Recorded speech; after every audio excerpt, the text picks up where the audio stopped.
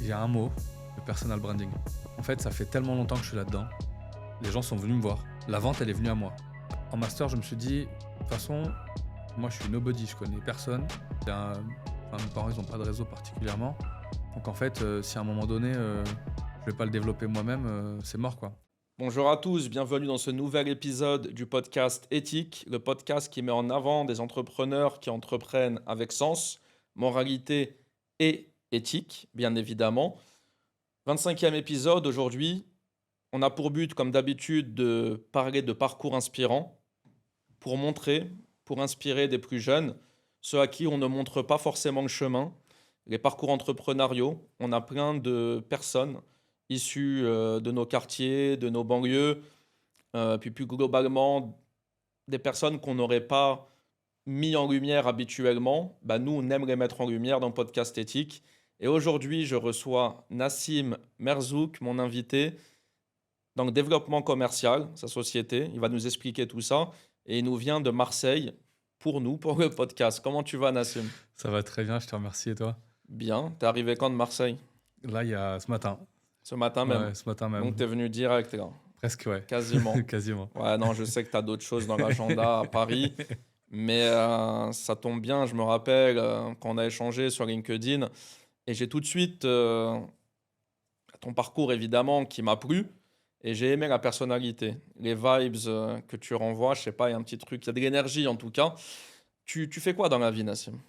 Eh ben, déjà, merci pour l'invitation. Franchement, ça me fait trop plaisir et surtout avec l'objectif du podcast. Et moi, c'est un de mes trucs qui me tient vraiment à cœur de partager les histoires et les parcours. Et moi, ce que je fais du développement commercial et du marketing d'impact social. Donc, j'accompagne des projets d'intérêt général à se développer.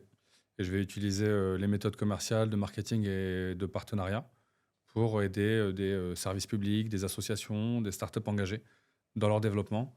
Et le but, c'est qu'il y ait toujours un intérêt général, donc un impact social, environnemental derrière. Et le but pour moi, c'est en accompagnement de ces acteurs-là, de participer à un changement d'échelle ou un impact positif sur la société. D'accord. Tu as créé ta boîte il y a combien de temps? J'ai commencé en 2017 officiellement. D'accord, donc tu es dans Euh, le développement ouais, commercial depuis 2017. depuis 2017, ouais, exactement. Mais avant, je faisais pas ça. D'accord. C'est quoi le développement commercial? Tu mets quoi derrière? Ouais. Alors, développement commercial, en fait, le vrai mot que j'utilise et qu'on utilise aujourd'hui, notamment dans les startups, c'est business developer. Et donc, en fait, l'idée, c'est d'accompagner une boîte dans le développement de ses ventes. Donc, je vais aider des projets à mieux vendre leurs services, leurs produits. Et s'il n'y a pas forcément de vente avec un acte d'achat derrière, mais plutôt des partenariats ou plutôt augmenter leurs utilisateurs ou les gens leurs usagers. Par exemple, quand je travaille avec un service public, on parle d'usagers. Et ben, c'est comment faire pour justement identifier les bons canaux, les bonnes stratégies, les bonnes manières de faire en sorte que le projet il grandisse, qu'il y ait plus de gens qui utilisent le service. D'accord. Et ça passe par quoi concrètement? C'est quoi les outils à disposition? Bah, typiquement, le plus simple qu'on puisse avoir quand tu vas dans un marché ou dans une boutique, bah, le vendeur, bah, c'est ça la vente. Bah, c'est comment je vais accompagner une personne. Donc tu à- formes aussi des vendeurs? alors, je ne vais pas former des vendeurs parce que moi, je travaille dans ce qu'on appelle le B2B. Donc, c'est Ok. business to business. Donc, c'est des entreprises entre elles Euh, ou des organisations entre elles. J'ai fait un peu de vente dans des boutiques, mais il y a très longtemps, et c'était juste un petit peu. Mais donc moi, je vais accompagner des gens dont c'est le métier soit de vendre en B2B, soit des entrepreneurs ou des porteurs de projets qui n'ont pas le parcours de gens dans la vente. Et même en école de commerce, parfois, on n'apprend pas la vente. On apprend ce que c'est que l'entreprise, mais on n'apprend pas à avoir vraiment comment tu fais de la négociation, comment tu gères un rendez-vous, ouais. comment on peut développer des techniques, de tactiques de partenariat pour être visible à tel endroit. Et donc, moi, c'est ce que je fais. C'est, définir une stratégie en fonction du produit ou du service sur lequel je travaille. Et donc, identifier quelles sont les manières d'y arriver, quels sont les canaux de diffusion.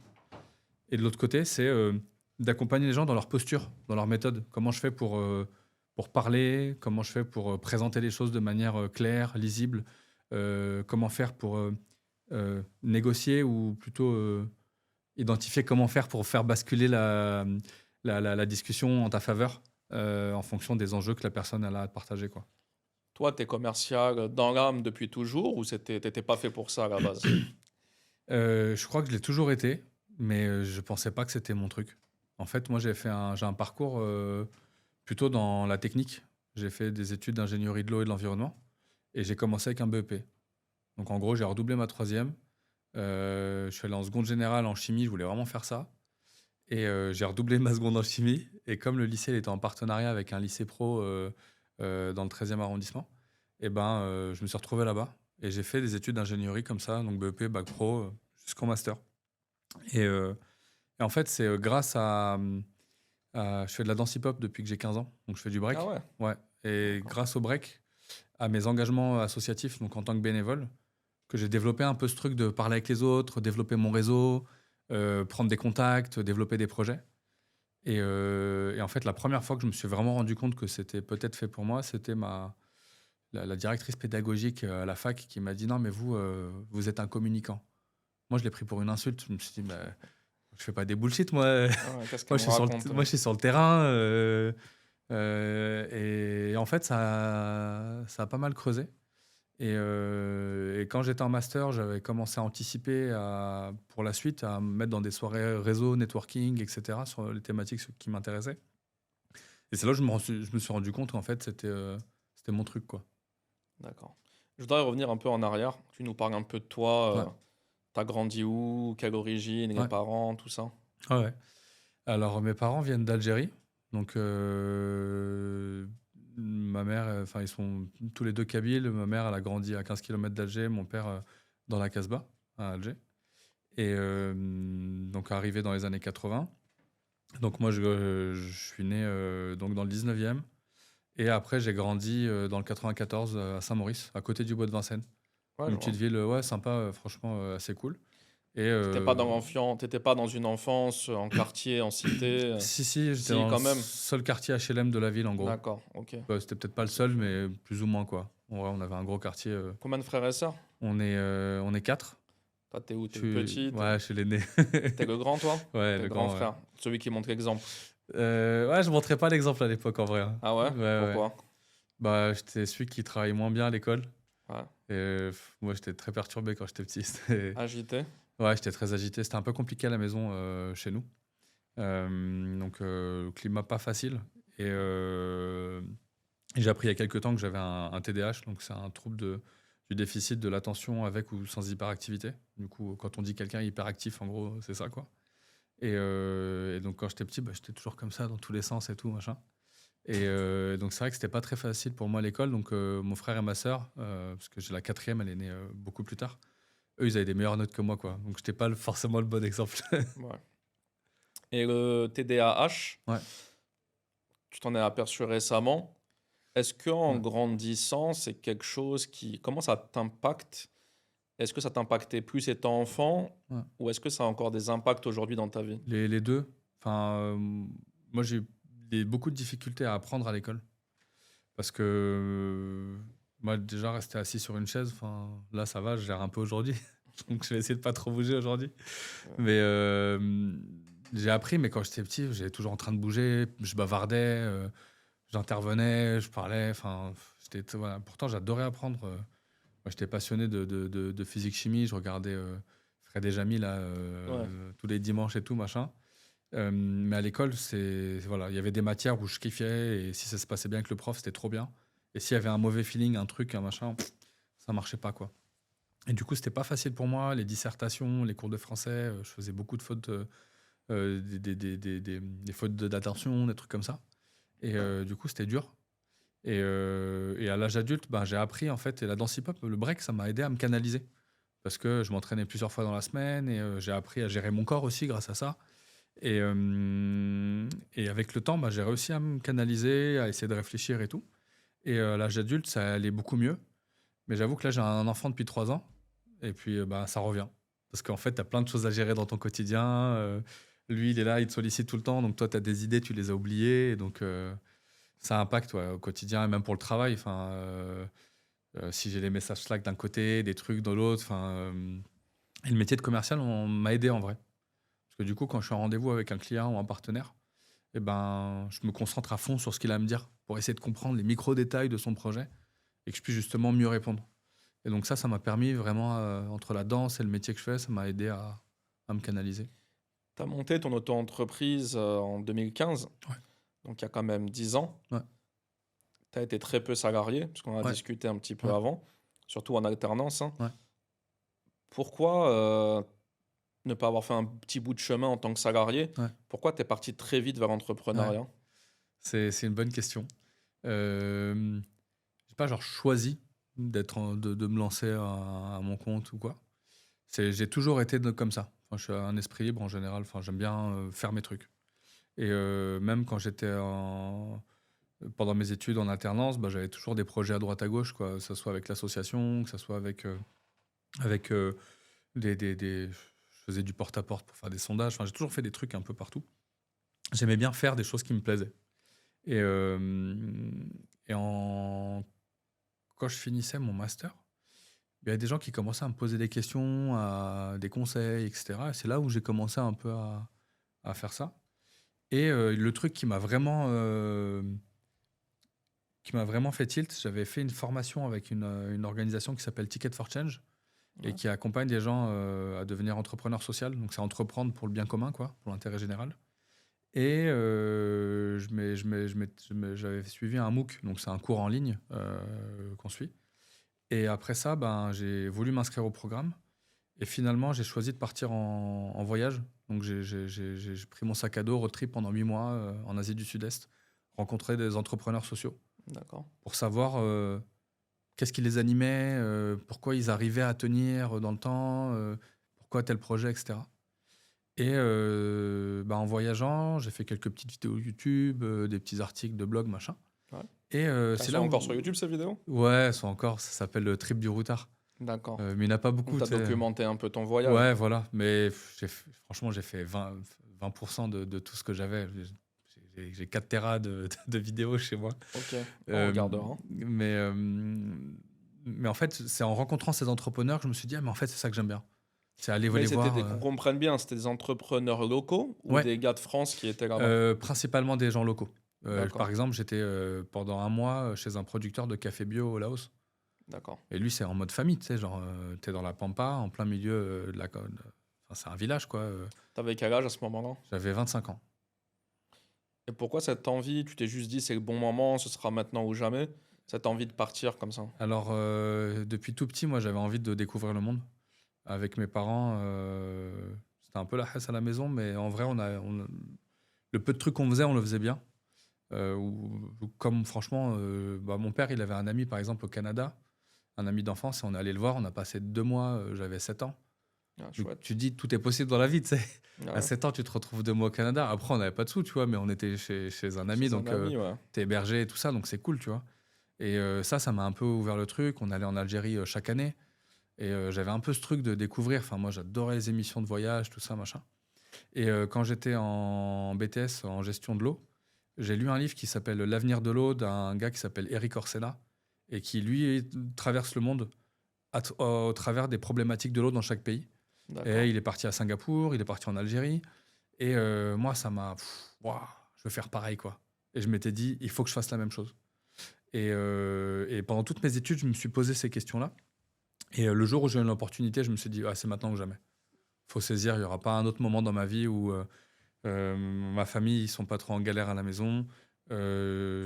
Moi, j'ai un peu de temps, j'ai pas de travail ou machin, un truc. Go. J'avais un peu d'argent de côté et je suis parti, quoi. D'accord. Il faisait quoi, ton papa? Il est retraité maintenant, j'imagine. Ouais, ça fait pas très longtemps, ouais. Ah, Il est soignant. d'accord, il était aide-soignant. Ouais. Ta maman travaillait, Elle a pas travaillé pendant longtemps. Ensuite, elle a gardé des enfants. comme Classique, tu sais, beaucoup, genre hein, comme beaucoup. de Hein, nos mamans, hein. moi, j'ai plein de petits frères et sœurs, tu vois. Ouais, ouais. Et il y en a vraiment, c'est comme ma Ouais. famille, tu vois. Genre, Elle est gardée full time ou matin au soir? full time, ouais. Full Et time, après, il y en a d'accord. 2 qu'elle a gardé matin et soir, Ok, ouais. Hugo et Raphaël. On leur passe le bonjour. Ouais. Et, D'accord, ouais, schéma assez habituel dans nos familles. ouais. Et après, par contre, je l'ai aidé à monter une boîte de traiteur. Ah, chouette. Donc, elle s'est lancée en traiteur pendant des années. Enfin, elle avait arrêté de travailler. Quel type de cuisine? Elle fait beaucoup cuisine algérienne. Ok. Mais elle fait cuisine méditerranéenne et puis après, inspiration, elle va mélanger un peu des trucs traditionnels français avec des trucs algériens, avec D'accord. elle a fait Elle le fait encore? ouais, elle fait toujours, D'accord. On la trouve où? sur Insta, sur LinkedIn. C'est quoi le nom? Elle s'appelle, Soraya Kezou D'accord. et c'est, Tella Saveur, Ok. On l'entreprise. mettra le lien dans la description Et si on peut. et on a bossé un peu ensemble, c'était cool et Tu l'as aidé? ouais, bah, les premiers clients, les premiers trucs, voilà, comment tu fais un devis, une offre, un machin et et ouais et même elle avait bossé dans une des boîtes dans laquelle je bossais, où on faisait de la cuisine aussi.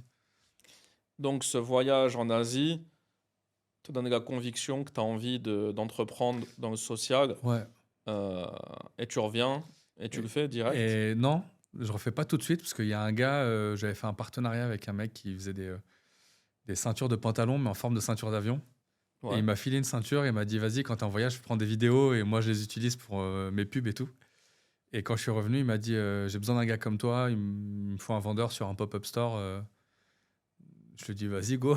Et, euh, et en fait, j'avais fait plein d'actions de street marketing, de vente dans des cafés, dans des restos et tout ça. Ouais. Mais là, c'est vraiment le premier vrai truc de vente pure en boutique. Et on a bossé ensemble pendant, je sais pas moi, entre 3 et 6 mois. Et on a cartonné.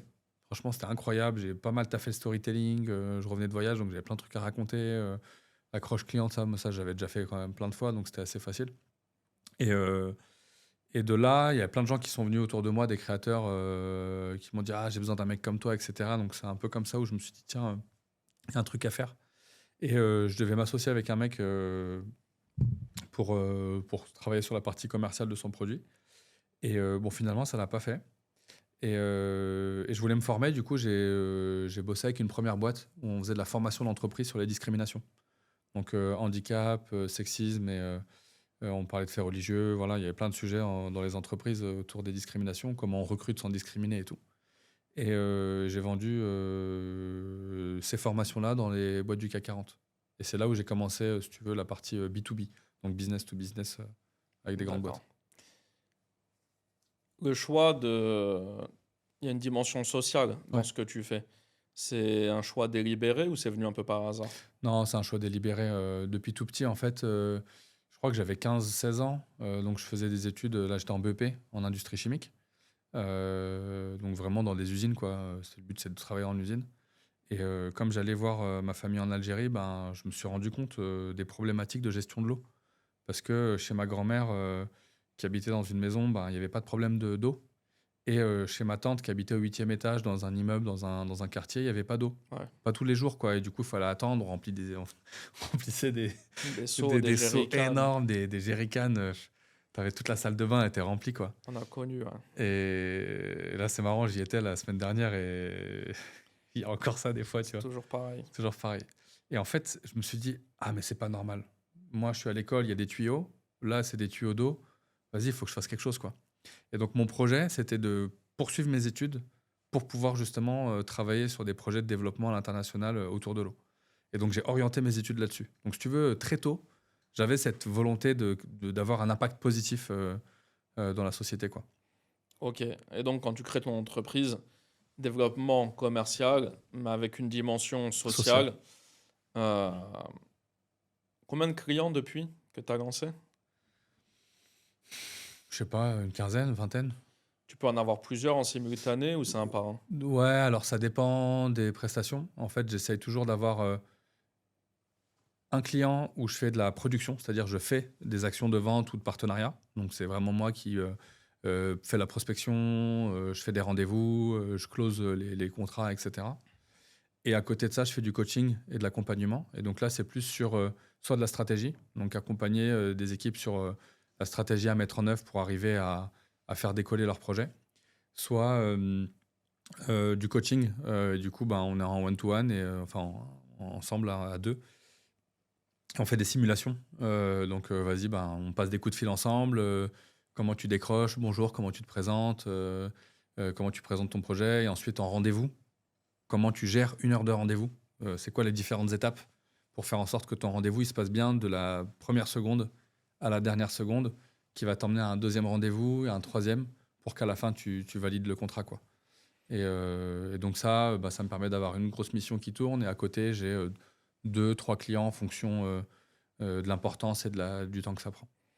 Et grosse mission, comme tu dis, c'est quoi, toi, ton type de client habituel? C'est qui? Alors, je vais avoir 3 types d'acteurs. Donc, je vais avoir des acteurs publics. Donc, ça Ouais. peut être... là, c'est principalement des ministères. Donc, c'est des services publics au sein de ministères. Donc là, par exemple, je travaille avec le ministère des Sports.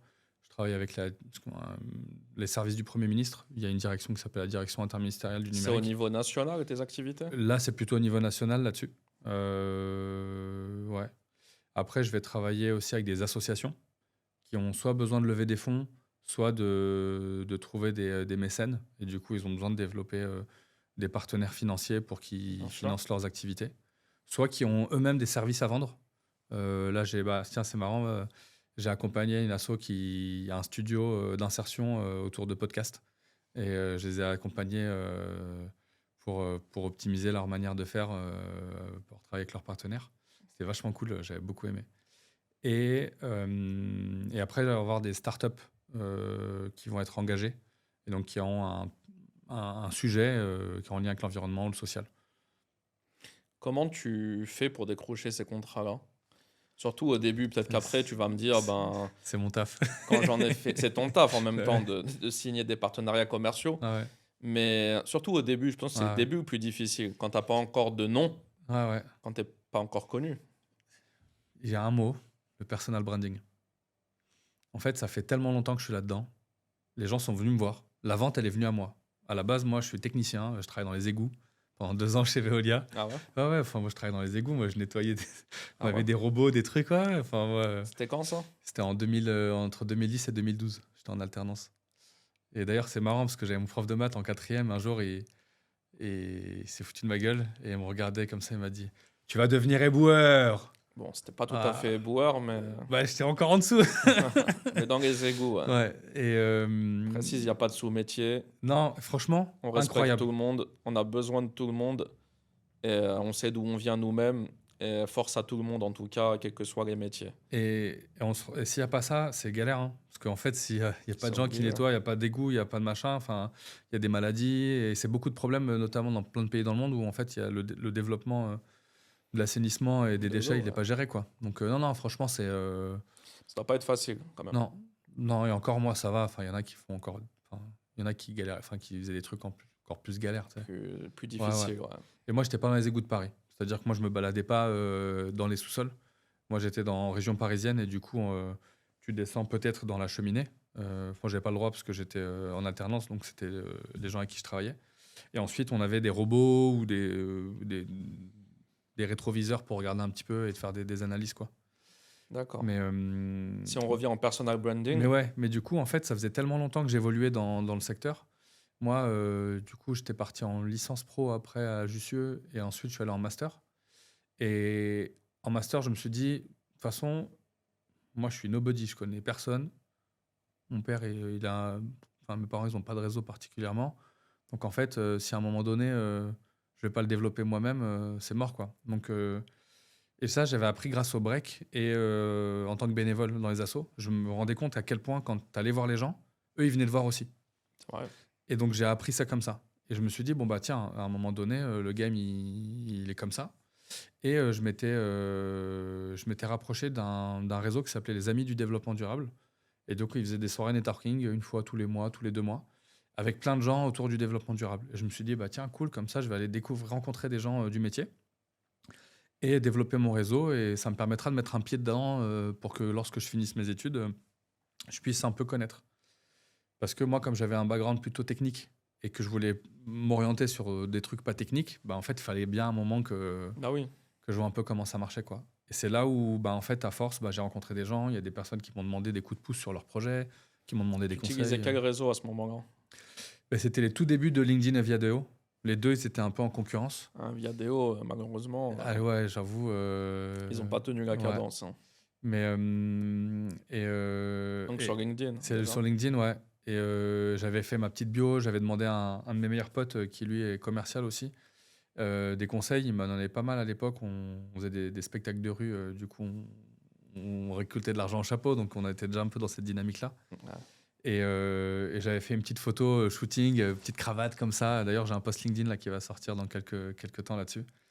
Et, euh, et en fait, pour moi, le personal branding, c'est même avant les réseaux sociaux, tu vois. C'est toi, en tant que personne, au quotidien, comment tu te comportes avec les gens. Tu me disais tout à l'heure, toi, tu as une vibe, machin. Bah, en fait, ça, je l'ai appris avec le break. C'est que dans la danse, tu vois, on a un truc de personnage. Il faut développer son personnage, tu vois. Et moi, j'ai un personnage un peu foufou, machin, tout ça. Quand je fais du break, je mets des pas de Chabi. Enfin, tu vois, Ah ouais, je mélange un peu, tu vois.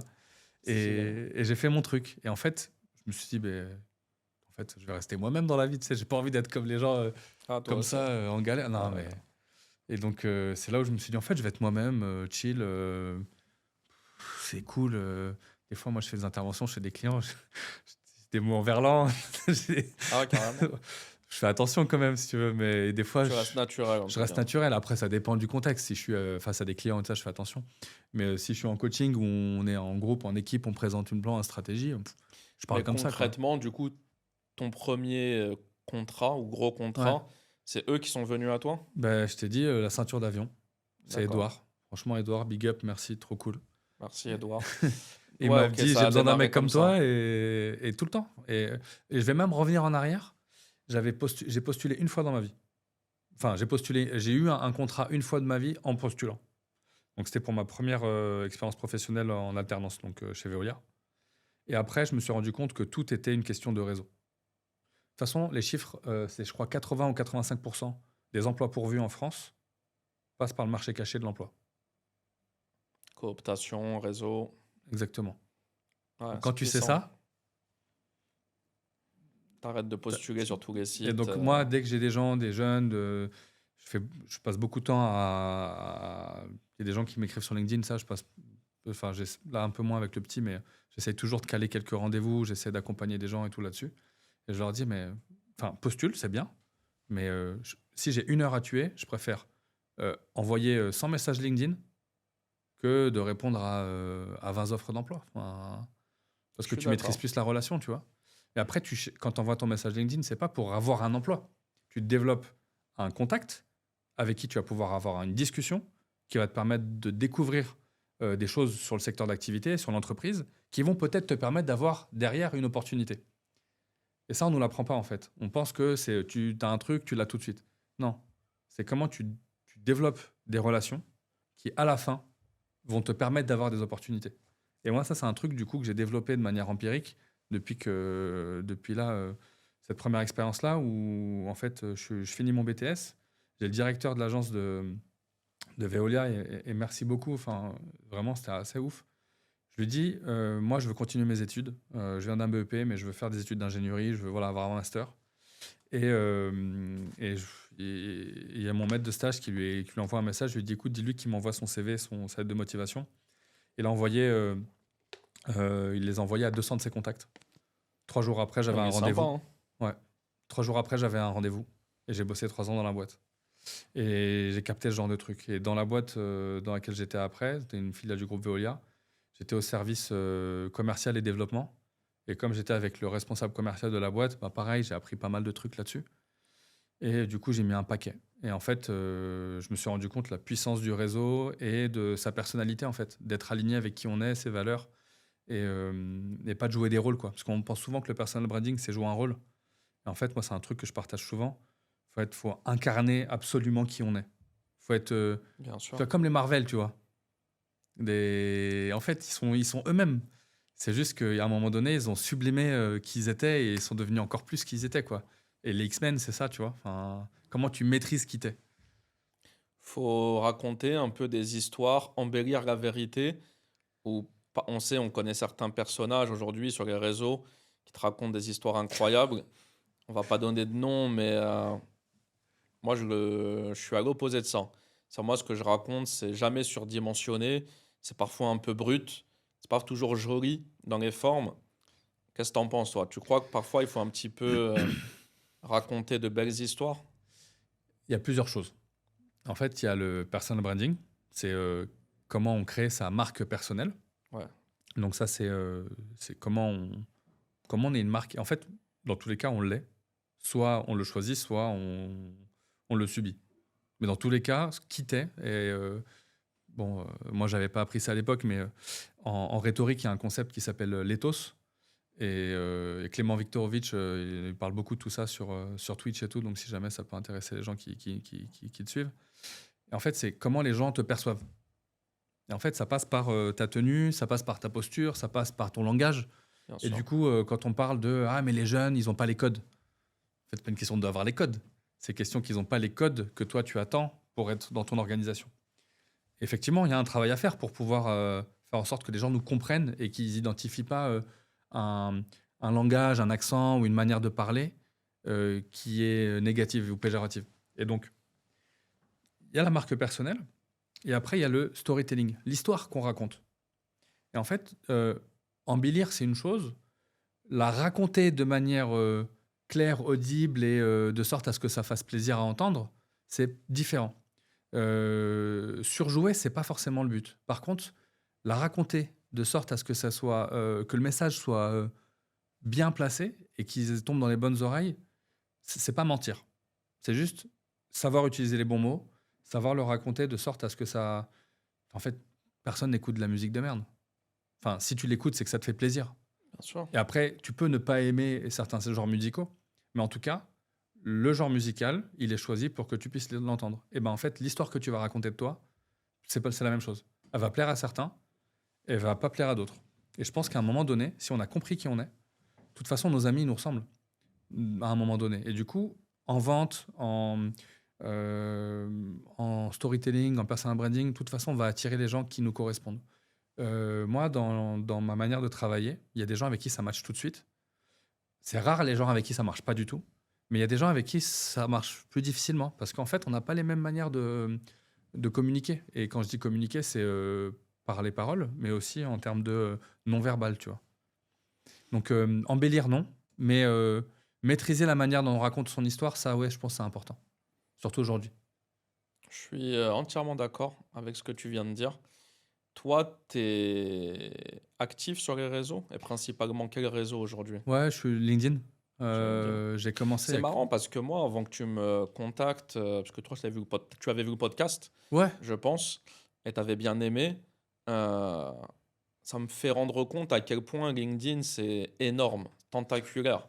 C'est-à-dire, tu te dis comment, je pense qu'on a des atomes crochus, on a plein de valeurs en commun, et pourtant, je t'avais jamais vu. ouais. Et toi, je sais pas si tu m'avais déjà vu avant Je t'avais déjà vu passer parce qu'il y a des gens qu'on a en contact, je pense, qu'on est en contact. Ouais. mais je te suivais pas.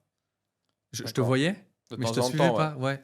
Et ça me fait dire, il y a combien de Nassim encore, tu vois, sur LinkedIn, des gens intéressants qui ont des trucs à dire, à partager, que je ne connais pas, parce qu'il y en a encore. Ouais. Voilà. Alors sûrement, j'ai identifié les gros de la plateforme, comme des Morad Atik. Ouais. Morad, je te salue. Là, des 90 000, des Bayram, Ouais. qui fait un petit peu Ouais. moins. Mais c'est ouf de me dire qu'il y a encore quand même des gens super intéressants que je ne vois pas. Et non, je te rejoins entièrement sur le personal branding et j'allais te le faire dire, mais tu l'as dit toi-même, que finalement on attire des gens qui nous ressemblent. Moi, j'ai essayé au début de plaire à tout le monde, Mm. mais je ne pouvais pas jouer un rôle j'arrive pas moi Tu te personnellement. fatigues en plus. Si jamais tu y arrives, t'es fatigué en fait. Ça tient V- pas. De toute façon, c'était pas mon truc. Donc je suis toujours resté moi-même. Et puis j'ai vu que le moi-même plaisait à certains, à ceux qui sont, sans parler de catégorie sociale ou quoi, ceux qui aiment bien le franc-parler, ceux qui, voilà. Et j'ai vu que ça plaisait pas à d'autres. Et j'ai vu à travers mes coachings que les gens que j'ai attirés, c'est des gens qui me ressemblent. Après, dans mon offre d'accompagnement LinkedIn, c'était un peu plus varié parce que là, ils sont vraiment à la recherche d'une compétence et on n'est pas beaucoup à la maîtriser. Donc là, j'ai une clientèle un peu plus variée. Mais globalement, c'est vrai, ouais. On attire des gens qui nous ressemblent. Sur le côté un peu vie de famille, personnelle, t'es marié? Ouais. Depuis en quelle année tu t'es marié? 2021, je crois. D'accord. Ouais. Et t'es papa d'un petit garçon, c'est Ouais. ça? Ouais. 3 ans. Et raconte-nous un peu, t'as grandi en région parisienne. Ouais. Depuis quand t'es sur Marseille, en passant par Limoges? Ouais. Ouais. Et pourquoi t'es parti? Donc là, ça fait 6 mois, un peu plus là depuis février, donc qu'on est à Marseille. Et donc moi, j'avais en tête de partir de Paris depuis longtemps. J'adore cette ville. mais j'avais besoin d'un autre truc. Moi, je suis déjà quelqu'un d'assez speed et j'avais besoin de me poser un peu, d'être tranquille. Et, euh, et j'ai eu plusieurs occasions. Bah, quand je suis parti en voyage, je pensais aller vivre en Suisse, mais du coup, je suis parti en voyage. Quand je suis rentré, je voulais partir. Finalement, j'ai eu des opportunités. Et ouais, j'étais là, Lausanne, Marseille pendant plein de temps, plein de temps, plein de temps. Et puis quand on s'est mis en couple avec ma compagne, bah, on se posait les questions de où est-ce qu'on pouvait aller vivre, est-ce que c'était en France, est-ce que c'était à l'étranger. Et quand j'ai rencontré sa famille à la campagne, dans la Creuse, je me suis dit, ah bah tiens, ça peut être marrant d'aller là-bas. C'était juste après le Covid. C'était en mode tout le monde voulait se barrer à la campagne, tout ça. On s'est dit, tiens, je vais acheter une maison là-bas pour 150 000 balles, c'est pas très cher. J'ai pas les moyens de façon de faire autrement, donc go. Et comme on a eu un enfant entre-temps, on s'est dit, bon, bah, on va rester quand même en ville. Et donc, on est allé à Limoges, qui était la ville de naissance de ma compagne, mais qu'elle ne connaissait pas, parce qu'elle a grandi au Luxembourg. Ok. Et on s'est dit, allez, go, on va tenter l'aventure. Et c'était assez cool, parce que ça m'a permis d'être au calme pour accueillir un enfant. On avait un grand appart et tout, c'était chouette. Et au bout de presque 3 ans, on s'est dit, bon, bah, ça peut être cool de changer un petit peu. Et moi, j'avais déjà envie de Marseille, j'en ai déjà parlé depuis longtemps avec ma compagne, mais Pourquoi cet attrait pour Marseille? moi, je connais depuis tout petit, j'ai un oncle là-bas. On y allait souvent en vacances. Je partais là-bas pour aller en Algérie en bateau pendant 10 ans. Et j'ai un de mes meilleurs amis qui est là-bas. Et puis pas mal de potes du break. Donc j'y allais 1 à 2 fois par an pour aller à des battles, etc. Donc j'ai même fait des spectacles de rue sur la Côte d'Azur, à Saint-Tropez et tout. Donc, Supporter de l'OM aussi, non? alors, si tu veux, quand j'étais petit, ouais, c'était un peu mon équipe. Mais comme je suis pas calé au foot en vrai, Je suis pas trop. je suis pas trop, Je non. suis un grand supporter de Ouais. Marseille, pour ceux qui me connaissent. Je vais perdre des abonnés là, mais allez l'OM, quoi qu'il arrive. Donc, ouais, Marseille, bah, le côté un peu méditerranéen, t'as Ouais, un peu l'Algérie de l'autre côté ouais, de la Méditerranée. ouais, je trouve ça cool. Il y a un mélange là-bas qui est cool, bah, historique, hein, depuis la ville, elle a, je crois, plus de 2000 ans. Donc, Ah, c'est sympa. tu vois, enfin, moi j'ai des potes là-bas, ils sont italiens, espagnols. Il y a tout, quoi. Donc, en fait, je trouve ça assez cool. Enfin, et je trouve, moi j'avais besoin de ça. J'avais besoin d'être dans une vibe où Et la vie est plus belle ou pas alors, au final? Plus belle la vie euh, ça dépend ce qu'on cherche, tu vois. Moi, j'ai quand même la chance de pouvoir travailler de chez moi, de pas avoir trop de contraintes. Tu vas jamais voir tes clients? Si, si, mais la plupart, je travaille beaucoup à distance. Et après, quand j'ai besoin d'aller les voir, je monte sur Paris, parce que la plupart, ils sont à Paris. Donc là, en ce moment, je suis là aussi pour ça. Donc, non, non, j'y vais, mais ponctuellement, quand j'anime des formations, par exemple, là, j'en ai une la fin du mois, je vais remonter sur Paris. Mais la plupart du temps, je reste à la maison ou dans mon cowork là-bas. Et ça, c'est quand même une chance. Et ma compagne, bah, pareil, elle est indépendante. Et donc, ça nous permet aussi d'aller habiter à un endroit où on n'est pas contraint par le fait d'avoir des entreprises qui recrutent, quoi. Pas des envies d'Algérie? Je me suis déjà posé plein de fois la question. D'ailleurs, j'étais parti en 2018 pendant 2 mois. J'étais resté à la maison. J'ai écrit un livre et j'ai fait une expo, d'ailleurs, qui s'appelle D'accord. C'est quoi le livre? 40 jours au bled. Je ne l'ai pas encore publié. Bah, tu sais, c'est des projets des fois. Ouais. Mais j'aimerais bien en faire quelque chose. Mais du coup, j'en ai fait une exposition qui, de temps en temps, je la monte en fonction des opportunités. Et donc, j'étais resté avec mes grands-parents pendant 2 mois et j'avais vraiment envie d'être en immersion et pas que juste les vacances, ce qui est très bien, hein, déjà, hein. Ouais, tu voulais plus. Mais je voulais un truc où j'étais là, je prenais le café avec mon grand-père, j'allais voir les copains, les amis du quartier, enfin vraiment de Se vivre un mettre dans peu le mode de vie. dans le bain, ouais, exactement. Et finalement, bah, comme j'avais des opportunités de travail, je suis remonté en France. Et j'ai ça dans un coin de ma tête. Après, à voir ce que j'en fais ou pas, mais c'est dans ma vie. Moi, j'ai toujours plein de projets. Et est-ce que ça s'active ou ça s'active pas en fonction de est-ce que les choses comment dire, est-ce que tout s'aligne, Les quoi. étoiles s'alignent, Ouais, les astres s'alignent. Ouais. exactement. Bon, Marseille, c'est un entre-deux en tout cas. Franchement, trop bien. Vraiment. C'est un peu l'Algérie de toute manière. En vrai. Ça dépend où, dans quel quartier t'es. Ouais, Ouais, là où je suis pas très loin ça va. Ouais, d'accord. Le soleil, la mer. ouais.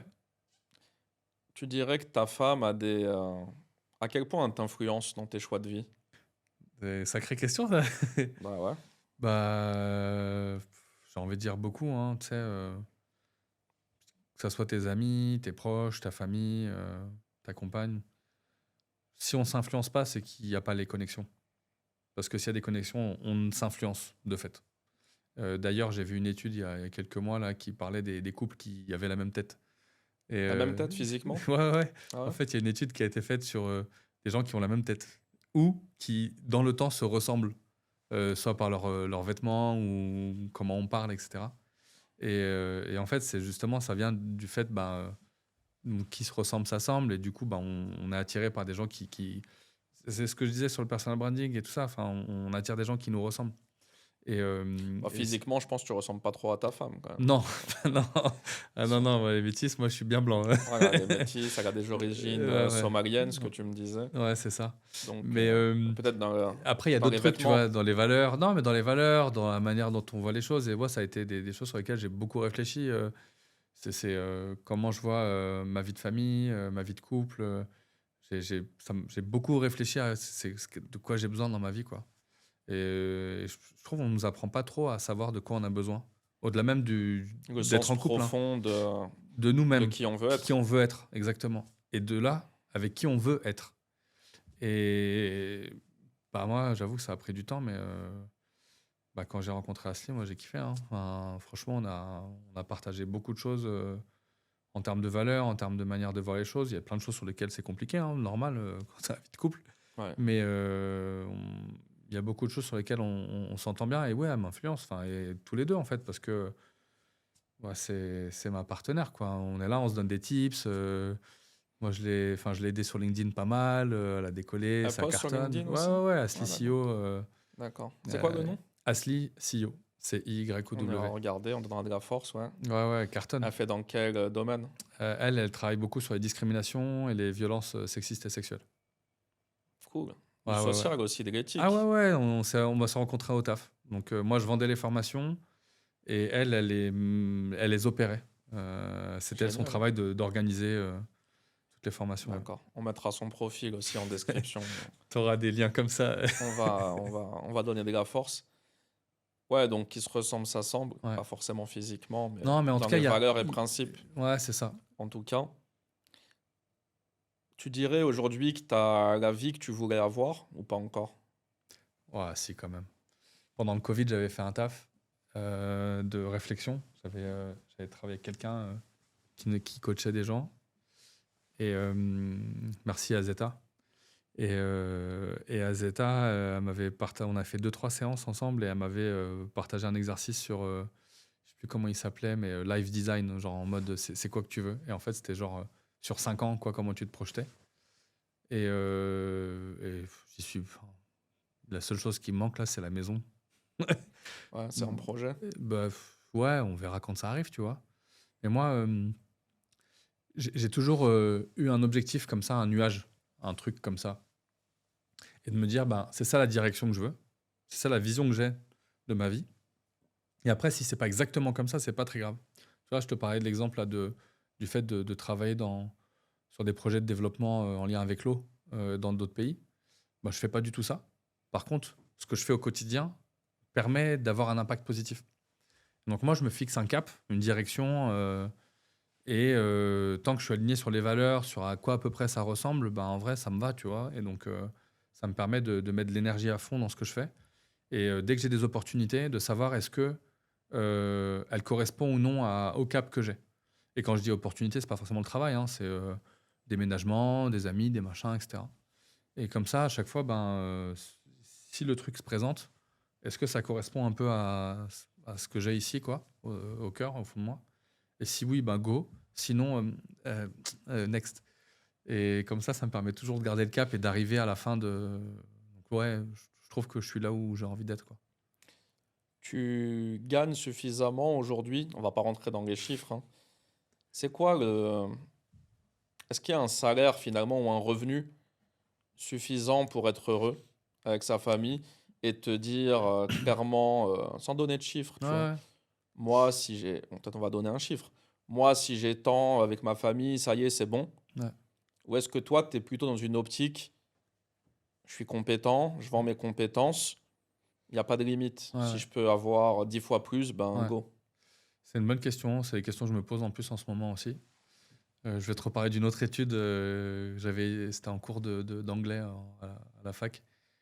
Et ils avaient fait une étude, je crois, il y a plus de 10 ans, hein, c'était au State, à partir de combien on est heureux. Et je crois que dans les sondages, c'était 4 000 $. Je sais juste pas si c'est 4 000 $ par personne ou par couple, mais je pense que ça doit être par personne. Ça dépend, ça va vachement dépendre du pays aussi, hein. Ouais, mais, Mais par personne plutôt, à mais mon je pense avis. que ça doit être par personne. Euh, et en fait, concrètement, m- moi, je me pose la question de j'ai besoin de combien pour vivre correctement. Et en fait, ça me permet de savoir est-ce que au plus bas, bah, en fait, il y a des trucs sur lesquels tu n'as pas le choix. Tu sais, moi, là, j'avais un enfant, tu as une nounou, bah, en fait, ça te coûte de l'argent. Donc, tu as des Clairement. trucs sur lesquels tu as un loyer, tu as des choses sur lesquelles c'est incompressible. Et de là, c'est voilà, c'est le minimum du minimum du minimum. Ensuite, pour être confortable et pouvoir aller au restaurant de temps en temps, pouvoir partir en vacances sereinement. Ben moi, j'ai de la famille, donc il faut parfois partager à la maison, si tu veux. Ça, c'est important aussi. Et ça, c'est important pour moi que si à un moment donné, on m'appelle, on me dit Nassim, je suis en galère, bah, c'est important pour moi de pouvoir répondre. Si je peux pas, tu vois, mais Bien de me sûr. dire que je fais en sorte de. Après, bon, sociologiquement parlant, ça, sur les personnes issues de l'immigration et tout ça, c'est des vrais sujets, mais je pense pas que l'argent fasse le bonheur. Par contre, c'est clair que quand tu es en galère, ben, c'est dur de kiffer sa life, quoi. Et donc, moi, je suis pas dans le mode no limite, mais j'essaie de me dire qu'est-ce que je peux faire pour être confortable. Et après, le plus, ben, qu'est-ce que je peux en faire avec. Donc, D'utile. soit d'utile, donc ça peut être des investissements, ça peut être partager avec la famille, construire pour avoir une maison, enfin construire, mettre de côté, etc. Donc, je suis quand même à un moment où je réfléchis en me disant, c'est- c'est- et ça, en fait, ça vient toucher aussi un sujet, c'est l'éducation financière. En fait, c'est un truc où on n'apprend pas. Enfin, moi, j'ai grandi dans les quartiers. Ah non, on À n'apprend quel pas, non. moment on t'apprend ça? On te dit économise, c'est Mais ça tout. veut rien dire. Ouais, Économise, ouais, mais je fais quoi avec ça? économise. Donc oui, toute ma vie, j'ai économisé. Moi, mon premier salaire d'alternant, je suis allé voir mon banquier, j'ai dit, je fais quoi avec ça? Moi, je sais pas ce que c'est l'argent, ça me fait flipper. Moi, j'ai vu trop de gens autour de moi en galère, genre des dettes et tout, tu vois. Enfin, je me suis dit, non, non, faut. Comment on fait? Il m'a dit, bah voilà. J'ai mis 50 € avec un. C'était quoi que j'avais commencé une assurance vie? J'ai mis 50 € par mois. Bah, au bout de 10 ans, t'as 5 000 balles, quoi. Ouais, Mais ça, on te l'apprend pas.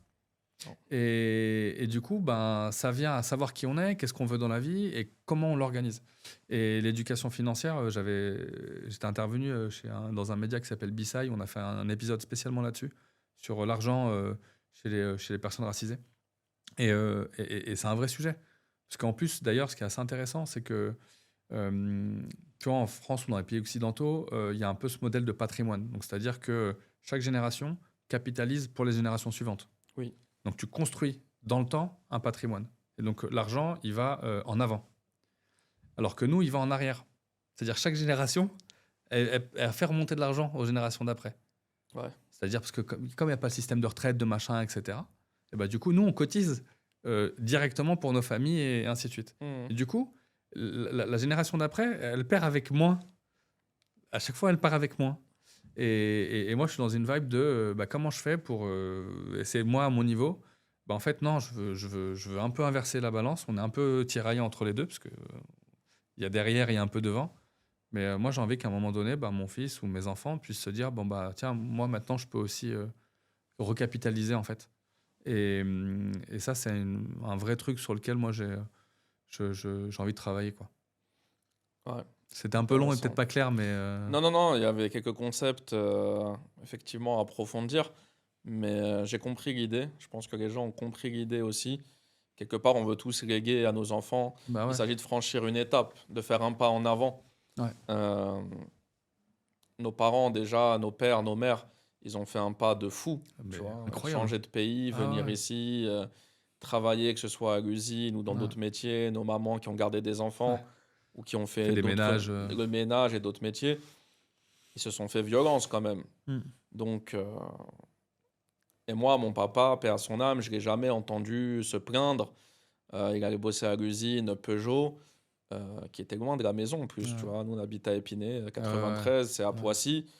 partait parfois à 4 heures du matin, parfois il fallait pas louper le quart parce que si tu loupais le quart, C'est t'étais fini. fichu, quoi. Ta journée, elle était pas payée.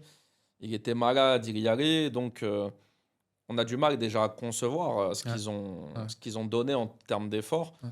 Et nous aussi, on veut donner nos efforts, peut-être plus en usant de matière grise, d'intellect, de faire nos business, etc. On fait face à d'autres problématiques aussi, parfois la charge Ouais. mentale, le stress, la pression, etc. Mais ouais, il s'agit tout simplement de faire un pas de plus, voilà, ou au moins un pas de la même taille que ce qu'ont fait nos parents avant nous. Et tu vois, moi, si je schématise, nos parents, c'était, pour beaucoup de nos parents en tout cas, allez, les enfants, travailler à l'école, il Ouais, faut ouais. avoir le bac, vous allez à la fac, c'était incroyable Ouais, pour eux, ouais, parce qu'eux, ils n'ont pas étudié. non. Après, tu vas aller à la fac, tu vas avoir un travail, tu vas être intégré à la société française, tu vas aller travailler pour une société, tu vas mettre un costume. C'était le Graal, tu vois. Et alors, il y en a qui, parmi nous, sont allés dans ces métiers, du salariat, tout ça. Moi, je suis passé aussi par le salariat. Après, il y a encore l'étape d'entreprendre, de prendre un peu plus de risques et de travailler à son compte. Et moi, je pense, tu me diras, parce qu'on est près de la fin de l'épisode aussi, j'ai pas pour mes enfants des ambitions, fais un grand métier, faut que tu gagnes bien ta vie, machin. Oui, je veux une sécurité financière pour eux, pour mes deux fils évidemment, mais j'ai avant tout envie qu'ils fassent un métier qui leur plaise. C'est-à-dire que quand ils vont bosser, que ce soit à leur compte ou... Mais je pense que de plus en plus de gens vont bosser pour eux et de moins en moins vont continuer à être salariés dans des entreprises. Je suis quasiment certain de ça.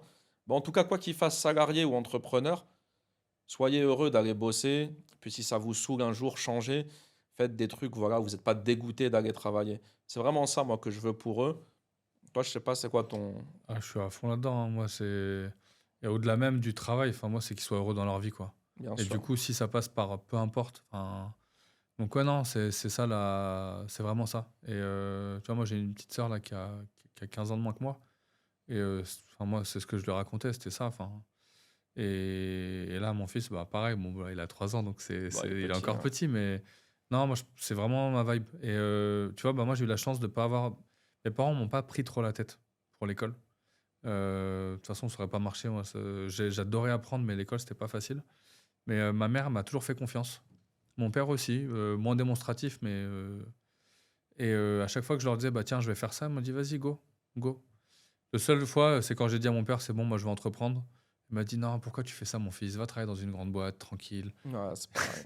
Mais non, je suis pas tranquille à faire ça. Enfin, j'aimais trop faire Ils des petits pouvaient pas le trucs. comprendre, en fait. Bah non, parce qu'en fait, on n'est pas dans les mêmes schémas, tu vois, et c'est normal, en fait. Enfin, tu débarques, t'as galéré toute ta life, bah toi, c'est important d'avoir une certaine sécurité, tu vois.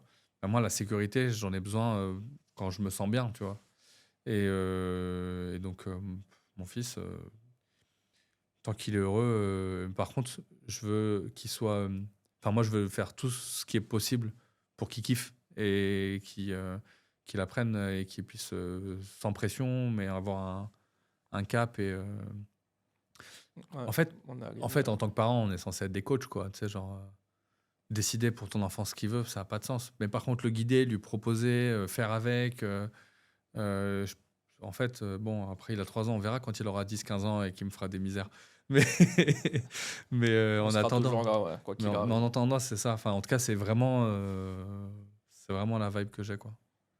On est aligné. Je te laisse le mot de la fin, Nassim. Waouh, j'étais pas prêt. Quel mot de la fin? Croyez en vous. Ça, Non, c'est un peu. non, c'est un peu facile. Mais par contre, il y a un des trucs, c'est vraiment. Ça, je partage ça même avec des. Là, tu vois, j'ai fait des formations là-dessus avec des agents publics, tu sais, des gens, ils sont Ouais, directeurs dans des trucs et tout, tu vois. Et je leur ai parlé d'un concept que j'ai appris grâce à une personne que tu devrais inviter, dis-moi. qui s'appelle Gian Erizi. Elle, là, Je vais masterclass. l'inviter alors. Je la Ouais. connais en plus de LinkedIn. Ah ouais? Ouais, ouais. Ouais, ça fait 5 ans qu'on se connaît. Et master. Et elle m'avait parlé un jour, on est parti au resto et elle m'a parlé d'un truc qui s'appelle le monopole personnel. Ouais, Et c'est Naval Ravikant qui en parle. ouais, une Et pointure. ouais, pointure. Et en fait, moi, je connaissais le concept, mais pas le nom. Enfin, je savais pas que ça existait. Mais C'est un truc que moi j'ai taffé pour moi en fait, avec la danse, le machin, le truc, etc. Et elle me parle de ça. Je lui dis, eh, en fait, c'est ça. Elle me dit, bah ouais. Et en fait, on n'en parle pas, mais vous là, chacun, chacune, vous avez toutes et tous un truc où il y a que vous qui puissiez faire comme ça. C'est-à-dire ton histoire, tes compétences, la manière de le faire, euh, avec ta touche, avec la manière de le raconter. Enfin, il n'y a pas 35 personnes qui font exactement comme toi. Et du coup, c'est apprendre à prendre ce temps-là de bien tester des choses pour savoir en fait qui on est, comment on le fait, qu'est-ce qu'on sait faire, qu'est-ce qui nous plaît. Et une fois qu'on maîtrise ça, on est intouchable. Parce qu'en On est fait, on en sera toujours. concurrence avec personne. Mais ouais, parce qu'en fait, tu fais ton cap, tu prends ta voix et c'est comme dans Mario Kart. Tu sais, genre, t'as ton personnage, t'as tes roues, t'as tes machins et il y a des Tu trucs qui sont. bombardes. Ouais, il y a des trucs qui sont plus durs dans un sens, d'autres de l'autre. Et en fait, chacun se débrouille, tu vois. Et je pense que c'est ça qu'il faut qu'on apprenne. C'est vraiment à identifier ça, en fait. C'est quoi nos forces et travailler là-dessus, quoi, à fond. Ben, écoute, je pense Voilà. que tout le monde a pris bonne note. Nassim, je te remercie d'avoir Merci été à mon toi. invité. Très agréable l'échange. Trop cool, ouais. J'ai Merci appris beaucoup. plein de trucs. Merci beaucoup. Merci à vous qui nous écoutez. Abonnez-vous à la chaîne si vous avez aimé cet épisode. Et il y a 24 autres épisodes quand même derrière où on a eu des invités de tout type de profession et d'activité. N'hésitez pas si ça peut vous inspirer. Il me reste plus qu'à vous dire merci et rendez-vous au prochain épisode. D'ici là, restez éthiques.